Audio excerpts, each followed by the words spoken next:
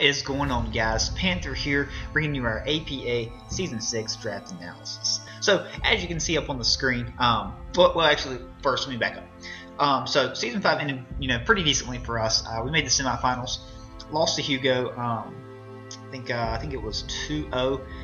Nope, it was 1-0. I'm sorry, it was 1-0, and his heat train lived on 1%. So, barely lost the semifinals match to Hugo, who would go on to become our eventual champion for Season 5 in our last 4S season.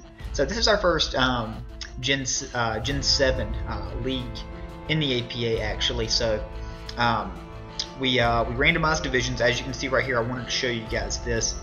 These are our 4 divisions. You'll see we have some returning coaches, some new coaches. You'll actually, weirdly enough, see the results of one of the games that's already been played already. But we are in the Ula Ula Island division with Jock, Bandit, and Cloud. So we by far had the toughest division.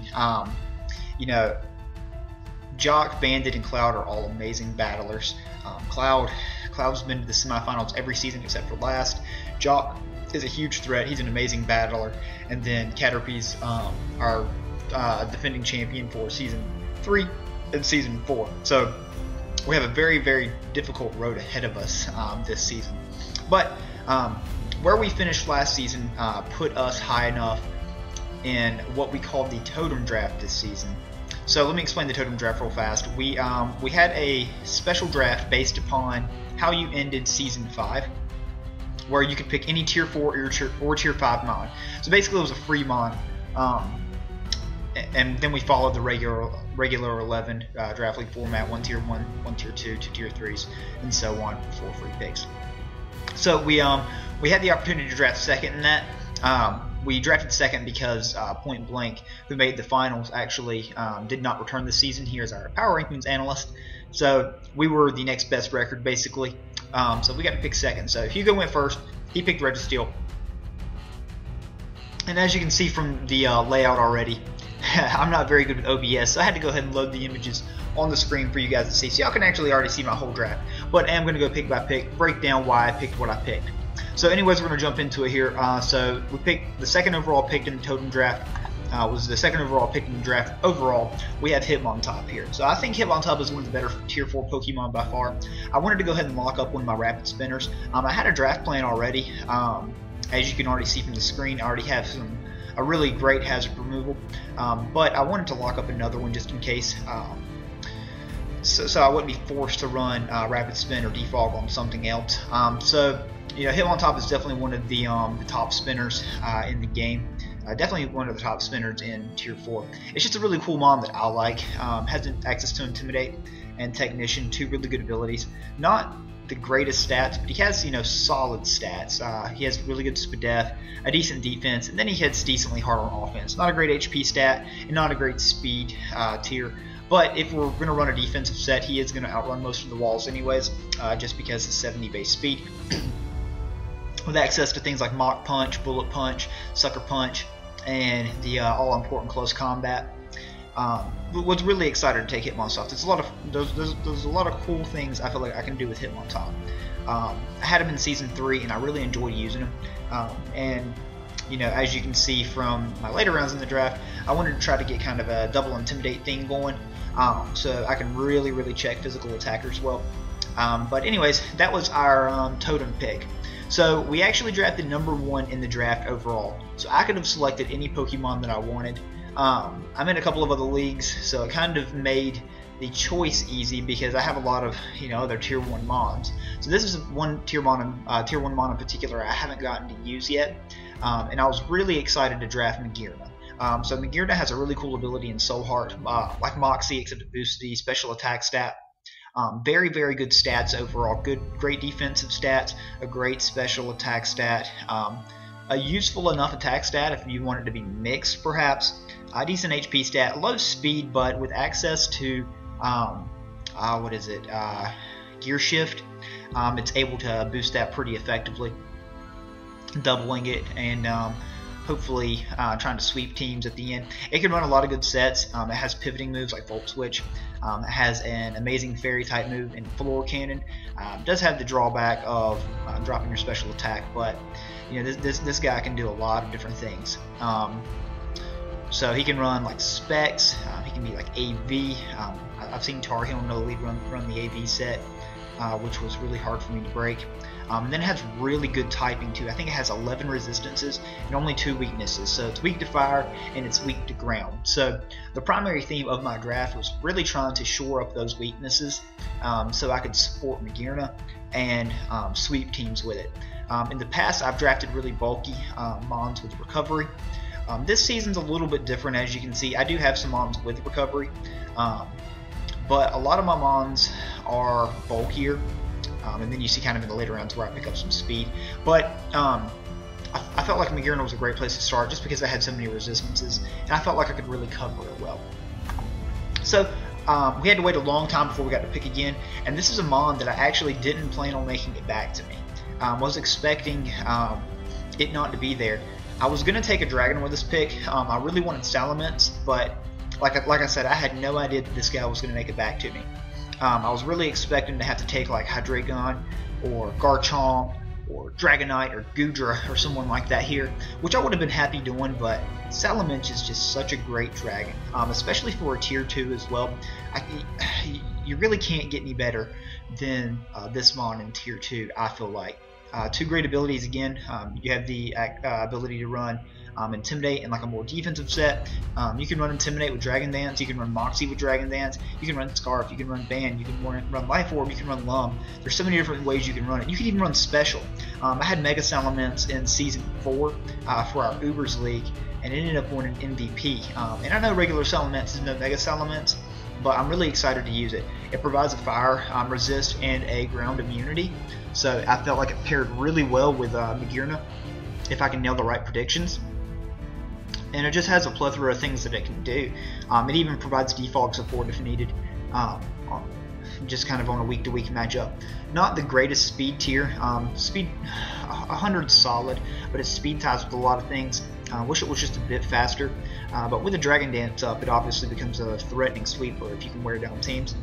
So the first 2 rounds of the draft, really, I was able to pick up a great physical sweeper and a great special sweeper. So every week I feel like I can kind of craft it to my matchup and try to set up one of these guys to sweep.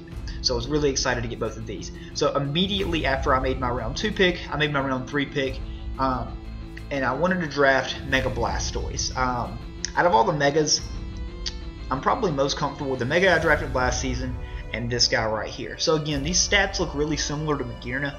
Obviously with just no speed boosting move on it, but this guy gets coverage for days, and with the Mega Launcher, it gives it stab basically.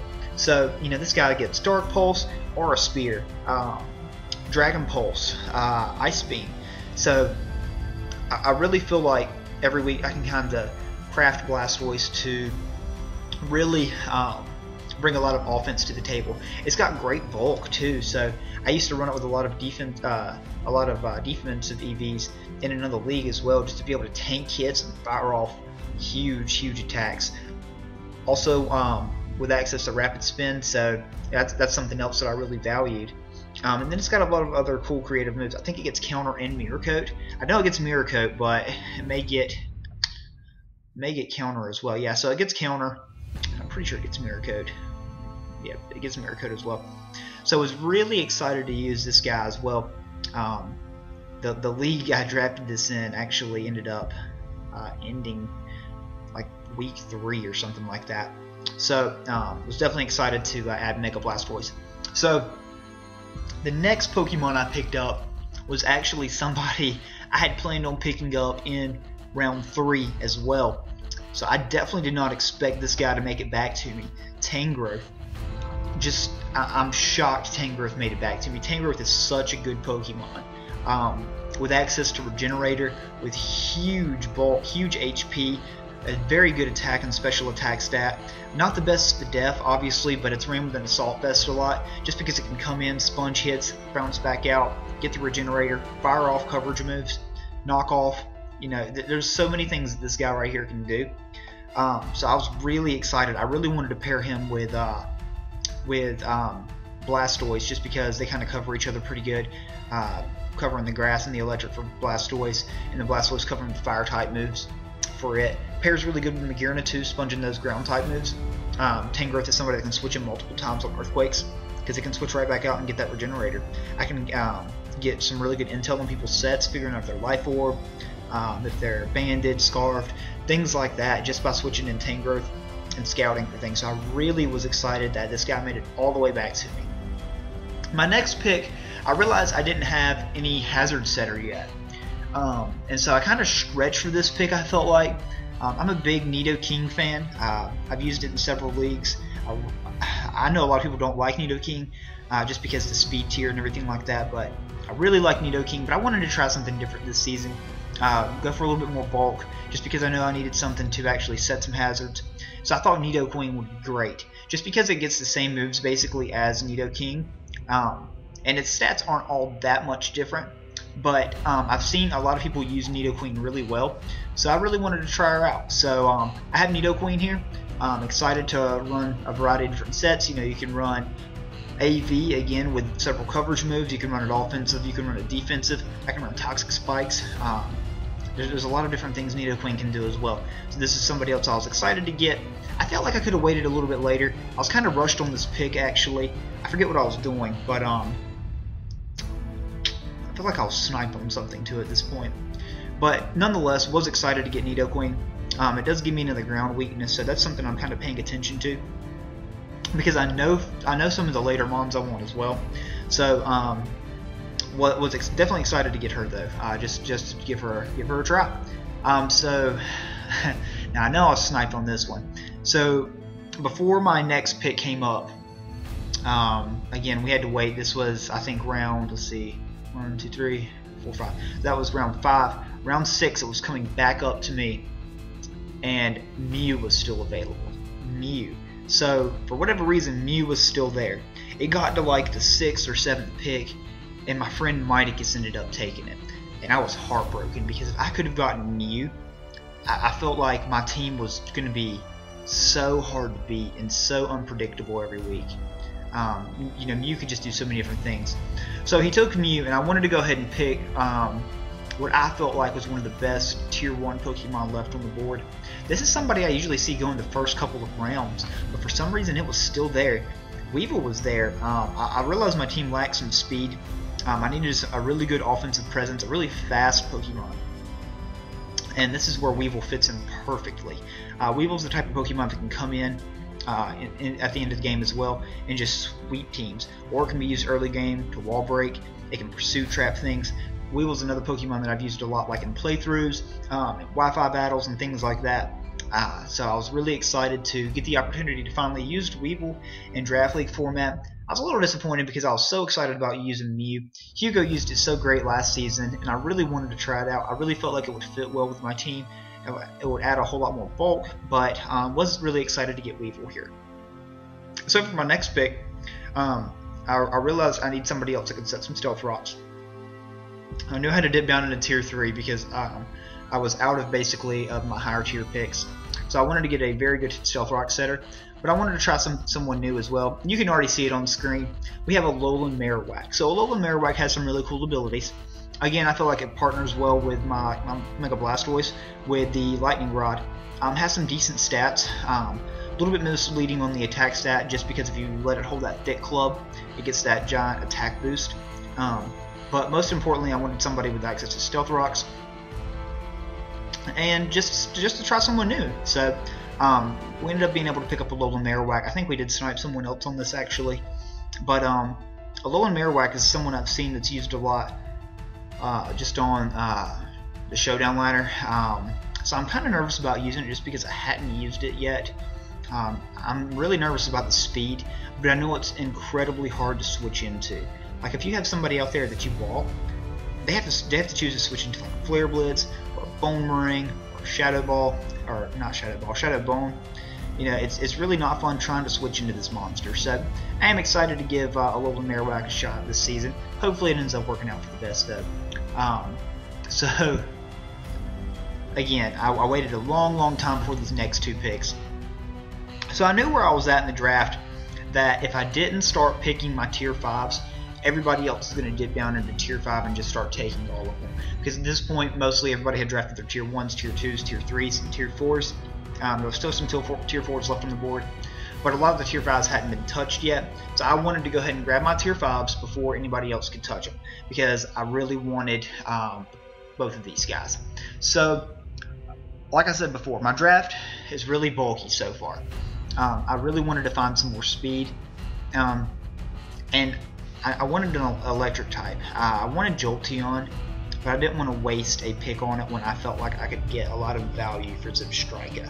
So Zebstrika is a Pokemon that pairs amazingly again with Mega Blastoise. With Lightning Rod, Motor Drive, and Sap Sipper, I cover all of Blastoise's weaknesses. Now, it's really frail, but if I'm able to get a boost, watch out. It's in a great speed tier, 116, so I'll speed like Pokemon like a Zelf and Mega Houndoom. I'm trying to think of some more base 115s off the top of my head. Like, they're just not coming to me. I know there's several more though. So I really felt like I could do something with Zebstrika. Now, if it doesn't end up working out like that, I can easily drop for Jolteon later in the season, or another tier 5 electric type. There's a lot of good ones left, like Electabuzz, and I think Raichu's still on the board. But I've never seen Zebstrika drafted, and I really wanted to try it. I wanted to try someone new, and I want to try to use someone that's overlooked typically. I want to put somebody on the map. So I kind of took it as a challenge for myself. I really plan on using Zebstrika a lot this season, and I hope I use them well. I really do. So next, I got another tier 5 pick. Wanted some more speed, wanted an amazingly hard hitter, and that's where Archeops comes in right here. So I wanted somebody else that could sell Stealth Rocks, of course. Now, of course, I don't want to lean on Archeops to do that, but, you know, if I can get them up and, you know, force someone out, I absolutely do that. A terrible ability, an awful ability, but with a 140 base attack stat and a very decent special attack stat at 112, I can run special if I feel like it. It gets some special moves. It gets I don't know if it gets Power Gem. I know it gets Ancient Power, but I know it gets like Earth Power and like Air Slash. I know it gets Air Cutter. Maybe not. Maybe I'm lying to you guys here. Let me double check on that. Let's see. He gets. I don't see either actually.